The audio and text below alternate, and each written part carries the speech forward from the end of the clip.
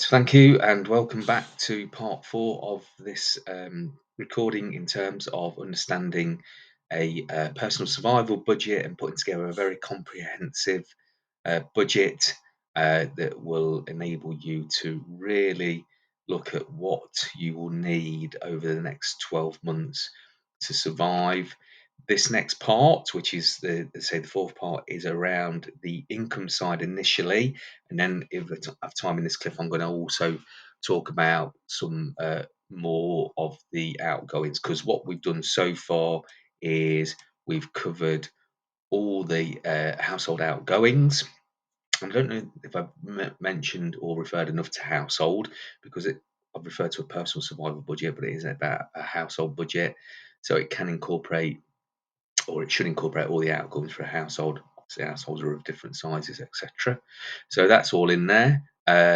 Just before I actually do the income, just quickly some figures I've not mentioned previously here, which I'll talk about a bit later, is a monthly breakdown.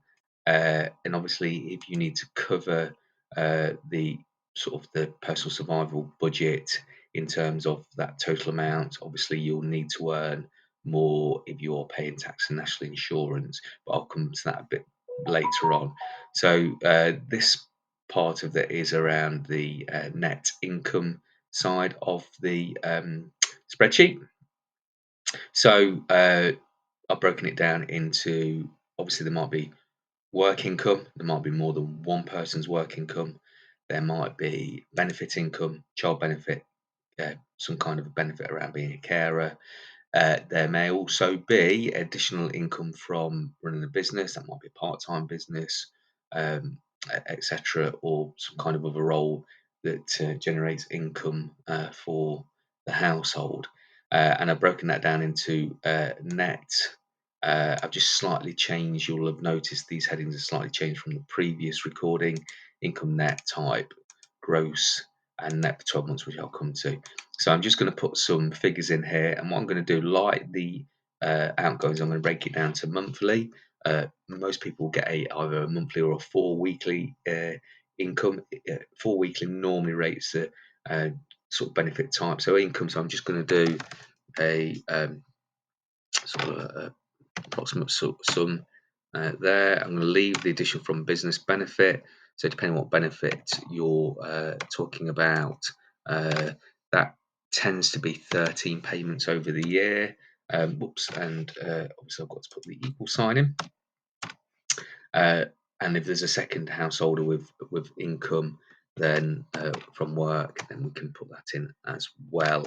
And so I'm just going to leave out, I'm going to just cover the basics at the moment. That's net income, so that's what should be coming into your bank account on a monthly basis. And again, it's over 12 months for the work and 13 months for the benefit.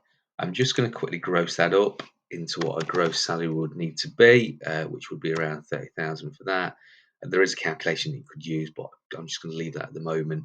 Obviously, if you do get a payslip, it should be on there, or your contract of employment, etc. And same with that. There, uh, the gross for that is going to be, the benefit is going to be the same there. I'm just going to total that up. Ooh.